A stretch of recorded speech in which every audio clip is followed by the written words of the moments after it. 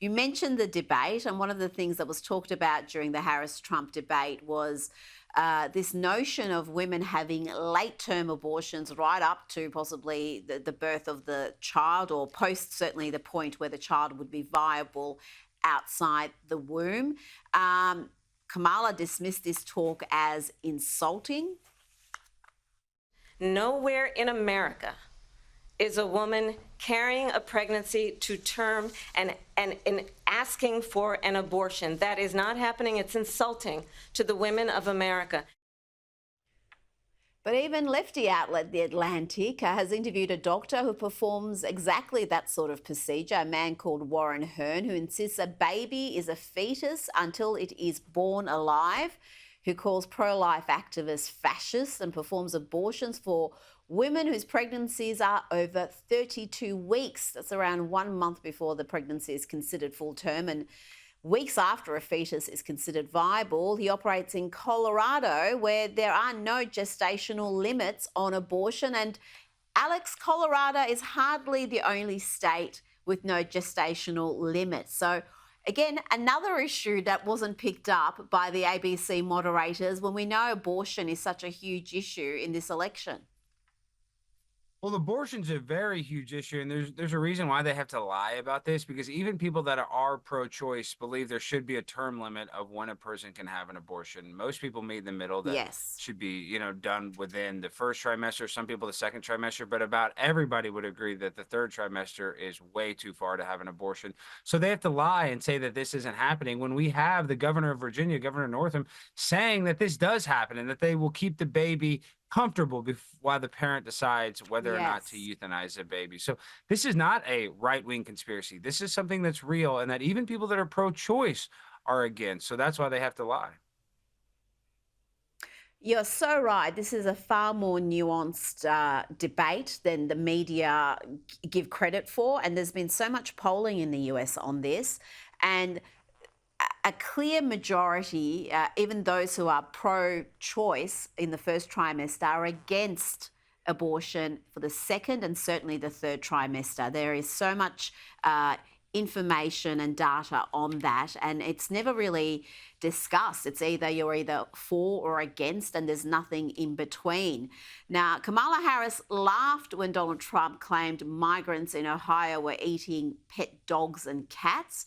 But now we've got New York City and federal park authorities saying they need to beef up resources near Jamaica Bay in Queens to ward off people torturing and killing animals. The New York Post revealed animal sacrifices are surging in the area, with at least 8 animals, including pigs, dogs and rats, found dead or maimed since late July.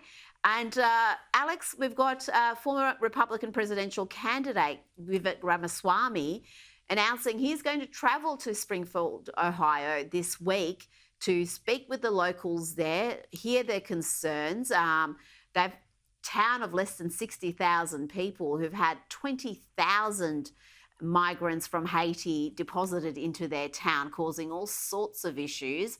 No one was speaking about Springfield and towns like it before the debate and Trump's comments about they're eating the pets. And now it's become a focal point.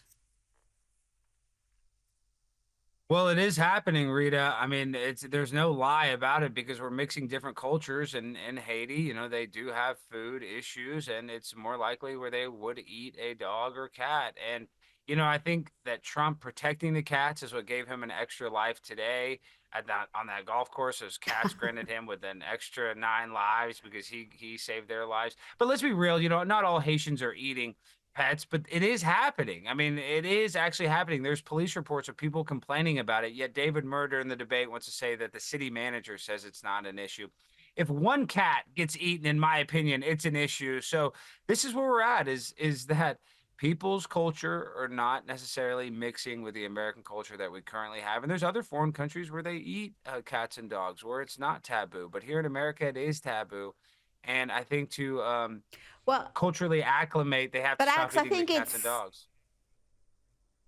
But I think it's so much more than that. I mean, whether that's happening or not is really almost not the issue. It's the fact that this unchecked migration, illegal and legal, and the impact it's having on these little towns that have kind of been forgotten. And by that comment being made and the reaction to it, it's actually bringing attention to towns like Springfield, Ohio, and those people are finally being heard, getting some media coverage. So it's crazy how it works. It might actually be one of the more effective things that comes out of that debate. Alex Stein, always a pleasure, and you're looking very Trump-esque today with that outfit. I don't know if you Of intended for course. that to happen, but you pulled it off. Well, 100%, Rita. I'm supporting my guy, Donald Trump, with the red tie. You know it. And they're 0 for 2.